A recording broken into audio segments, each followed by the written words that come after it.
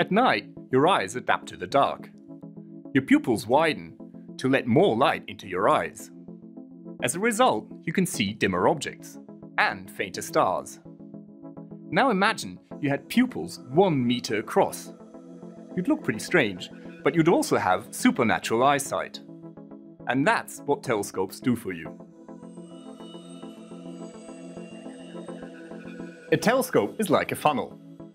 Its main lens or mirror collects the starlight and brings it all together into your eye. The bigger the lens or the mirror of a telescope, the fainter the objects you can see. So, size really is everything. But how big can you make a telescope? Well, actually not too big if it's a refractor. The starlight has to pass through the main lens, and so you can only support it around its edge. Now, if you make the lens too big, it becomes too heavy, and it starts deforming under its own weight. That means that the image will be distorted.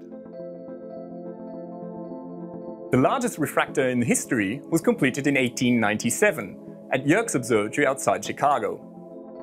Its main lens was just over 1 meter across, but its tube was an incredible 18 meters long.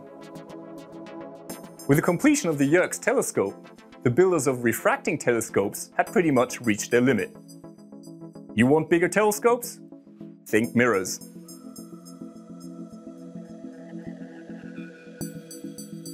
In a reflecting telescope, the starlight bounces off a mirror instead of passing through a lens. That means that you can make the mirror a lot thinner than a lens, and you can support it from the back. The result is that you can build a lot larger mirrors than lenses. Big mirrors came to Southern California a century ago. Back then, Mount Wilson was a remote peak in the wilderness of the San Gabriel Mountains. The sky was clear and the nights were dark. Here, George Ellery Hale first built a 1.5-meter telescope. Smaller than Lord Ross's retired Leviathan, it was of much better quality, and at a much better sight too. Hale talked local businessman John Hooker into financing a 2.5-meter instrument. Tons of glass and riveted steel were hauled up Mount Wilson. The Hooker telescope was completed in 1917.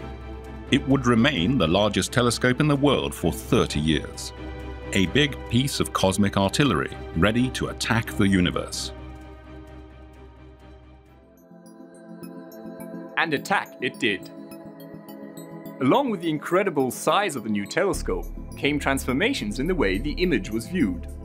Astronomers no longer peered through the eyepiece of the new giant, but instead collected the light on photographic plates for hours on end. Never before had anyone peered so far into the cosmos. Spiral nebulae turned out to be brimming with individual stars. Could they be sprawling stellar systems like our own Milky Way? In the Andromeda Nebula, Edwin Hubble discovered a particular type of star that changes its brightness with clock-like precision. From his observations, Hubble was able to deduce the distance to Andromeda. Almost 1 million light-years. Spiral nebulae, like Andromeda, were clearly individual galaxies in their own right. But that wasn't the only incredible thing. Most of these galaxies were found to be moving away from the Milky Way. At Mount Wilson, Hubble discovered that the nearby galaxies were receding at small velocities, whereas the distant galaxies were moving away at a much faster pace. The conclusion? The universe was expanding. The Hooker telescope had given scientists the most profound astronomical discovery of the 20th century. Thanks to the telescope, we have traced the history of the universe.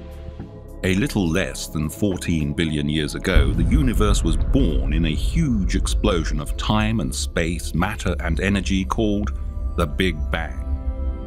Tiny quantum ripples grew into dense patches in the primordial brew. From these, galaxies condensed. A stunning variety of sizes and shapes. Nuclear fusion in the cores of stars produced new atoms: carbon, oxygen, iron, gold. Supernova explosions blew these heavy elements back into space, raw material for the formation of new stars and planets. Someday, somewhere, somehow, simple organic molecules evolved into living organisms. Life is one miracle in an ever-evolving universe. We are stardust. It's a grand vision and a sweeping story, brought to us through telescopic observations. Imagine, without the telescope, we would know about just 6 planets, 1 moon, and a few thousand stars. Astronomy would still be in its infancy. Like buried treasures, the outposts of the universe have beckoned to the adventurous from immemorial times. Princesses and potentates, political or industrial, equally with men of science, have felt the lure of the uncharted seas of space. And through their provision of instrumental means, the sphere of exploration has rapidly widened.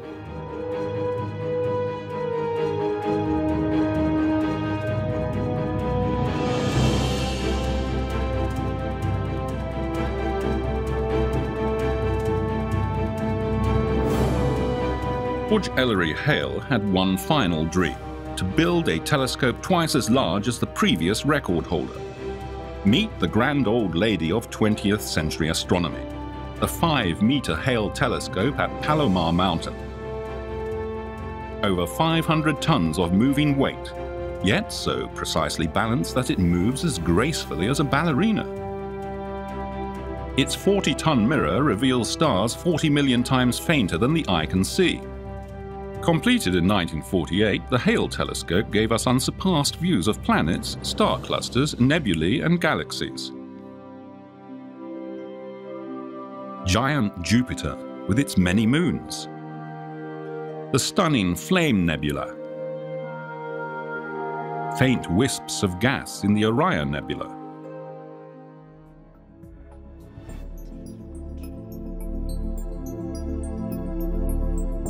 But could we go bigger still? Well, Soviet astronomers tried in the late 1970s. High up in the Caucasus Mountains, they built the Bolshoi telescope Azimutalny, sporting a primary mirror 6 meters in diameter. But it never really lived up to its expectations. It was simply too big, too expensive, and too difficult. So did telescope builders have to give up at that point? Did they have to bury their dreams of even bigger instruments? Had the history of the telescope come to a premature end? Well, of course not. Today we have 10-meter telescopes in operation, and even bigger ones are on the drawing board. What was the solution? New technologies.